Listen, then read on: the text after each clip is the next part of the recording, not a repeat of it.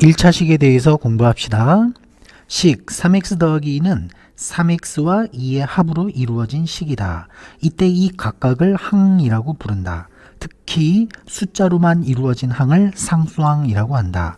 또 3x와 같이 숫자와 문자가 있는데 문자 앞에 있는 수를 개수라고 한다. 개수, 이것은 중요합니다. 문자의 개수.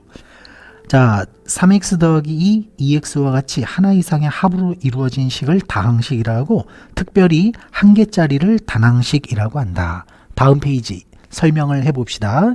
2x제곱 더하기 4x 빼기 3. 빼기 3은 말이야 더하기 반대부호거든. 그래서 이 더하기를 기준으로 이 각각을 항이라고 부른다. 항이 모두 3개지요. 특히 숫자로만 이루어진 마이너스 3을 상수항이라고 한다.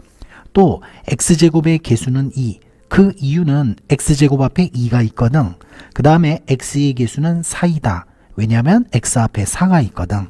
문제 1번 x의 개수와 상수항을 구해봅시다. 괄호 1번은 x의 개수는 2, 괄호 2번은 마1, 괄호 3번은 3분의 1이고 괄호 4번은 x 앞에 마3이 보이지요. 이번에는 상수항을 구해보자. 상수항 숫자로만 이루어진 항. 괄호 1번은 마7, 괄호 2번 2분의 1, 괄호 3번은 마5, 괄호 4번은 4가 된다. 둘은 어떤 차이가 있나요?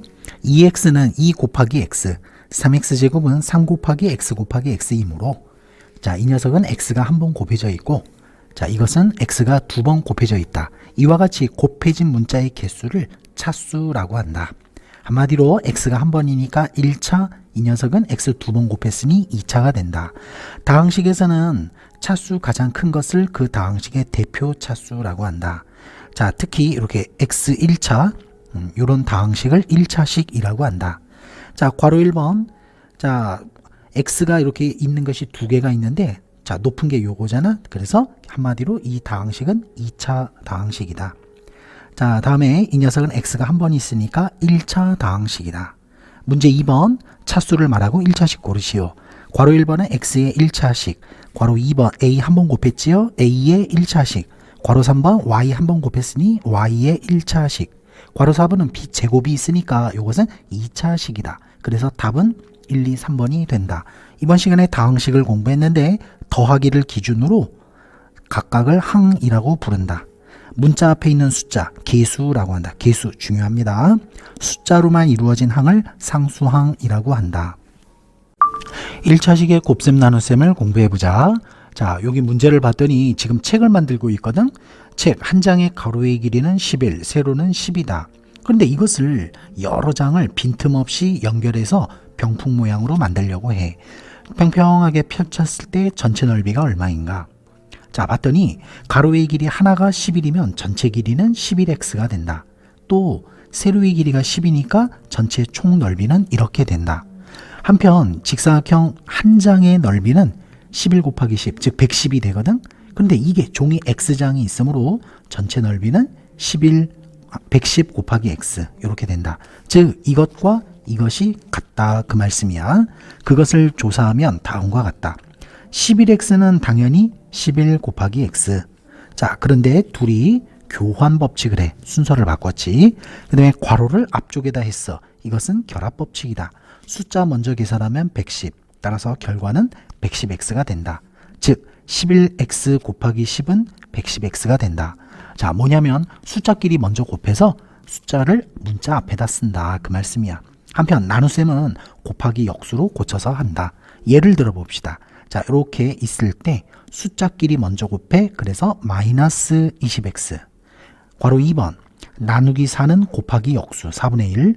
따라서 결과는 4분의 3x이다. 문제 1번. 자, 숫자끼리 먼저 곱해 8. 그래서 결과는 8a. 괄호 2번. 둘이 곱하면 여기는 1, 여기는 3. 3, 5, 15. 그래서 마이너스 15x. 괄호 3번. 숫자끼리 먼저 나눠. 마이너스 4a. 괄호 4번.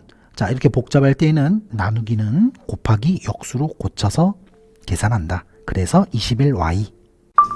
자, 분배 법칙에 대해서 더 자세히 알아봅시다. 분배 법칙. 괄호 앞에 a를 곱할 때 한 번만 곱하는 게 아니고 모조리 다 곱해야 된다.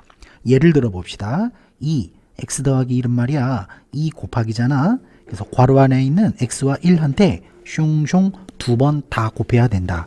그래서 결과는 2x 더하기 2가 된다. 문제를 더 풀어봅시다. 괄호 앞에 2가 있거든.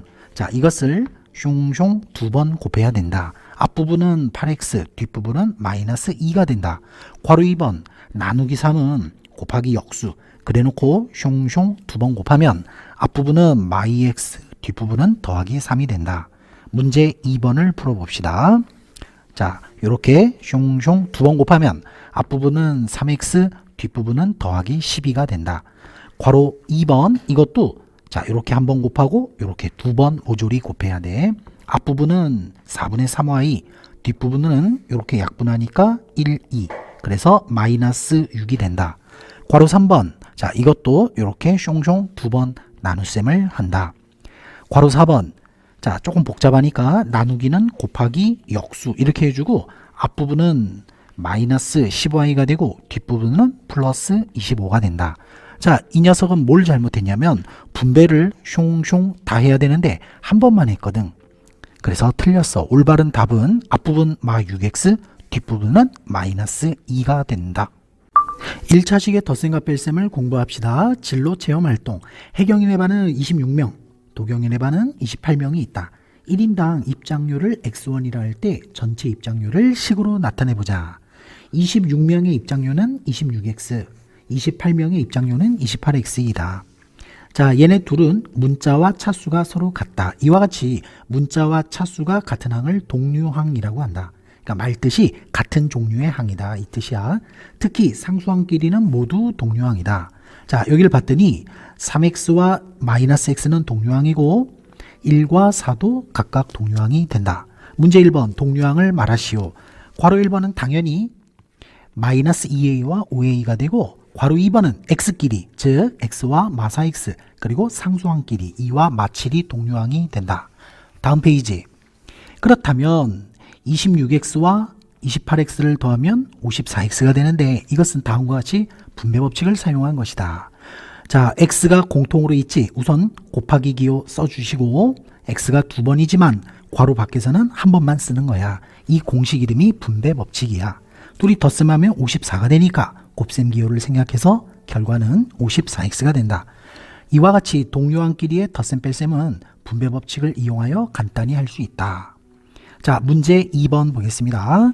자, 얘네 둘이 더하면 9x, 거기에서 5x를 빼면 결과는 4x가 된다. 괄호 2번, 양수끼리 먼저 더하면 3a가 되고 거기에서 7a를 뺐으니 마이너스 4a가 된다. 괄호 3번, 7x와 5x를 더하면 12x가 되고 상수항 마이너스 6을 쓴다. 4번, y는 y끼리 즉 7y가 되고 상수항은 상수항끼리 더하기 2가 된다. 1차식의 덧셈과 뺄셈은 어떻게 하는가?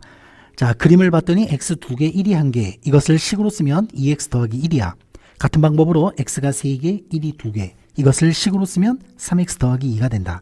그림을 봤더니 몽땅 합치면 x는 5개가 되고 1은 3개가 된다.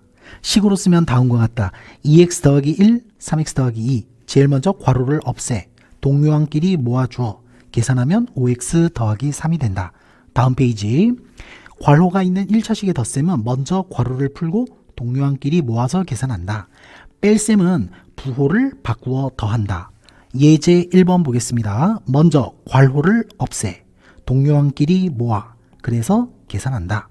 괄호 2번 주의할 것은 앞에는 분배 법칙을 적용하고 뒷부분은 자 마이너스 1을 그러니까 부호를 바꿔서 써줘야 돼. 그래서 동료항끼리 계산하면 1x, 동료항끼리 더하면 더하기 1이 된다. 자, 문제 3번 풀어봅시다. 자, 1번 제일 먼저 괄호를 푼다. 동료항끼리 더하면 마사 x, 상수항끼리 계산하면 마이너스 3이 된다. 괄호 2번 자, 앞부분 괄호를 푼다. 뒷부분은 괄호 앞에 마이너스가 있으니까 부호를 반대로 더한다. 동료항끼리 계산하면 마이너스 9a, 상수항끼리 더하면 더하기 7이 된다. 괄호 3번 분배 법칙하면 9x 빼기 6이 되고 뒷부분은 20 빼기 4x가 된다. 동료항끼리 계산하면 5x, 상수항 해주면 더하기 14가 된다. 괄호 4번 분배 법칙하면 마이너스 2x 마 10이 되고 뒷부분 마이너스 3을 숑숑 분배하면 마3x 더하기 마3 더하기 6x가 된다. 동류항끼리 하면 더하기 4x, 상수항은 마이너스 13이 된다. 이번 시간에 배운 동류항 요약합시다. 예를 들어서 4,000원과 3,000원을 더하면 당연히 7,000원. 이것을 식으로 쓰면 다음과 같아. 4 더하기 3은 7. 두 번째, 4만원과 3만원을 더하면 당연히 7만원. 이것을 식으로 쓰면 4x 더하기 3x는 7x가 된다. 그런데 4만원과 3천원을 더하면 얼마입니까? 이것은 그대로 43,000원이 답이야. 동류항이 아니기 때문에 덧셈을 할 수 없어. 이럴 때는 그냥 놔두는 것이 답이다.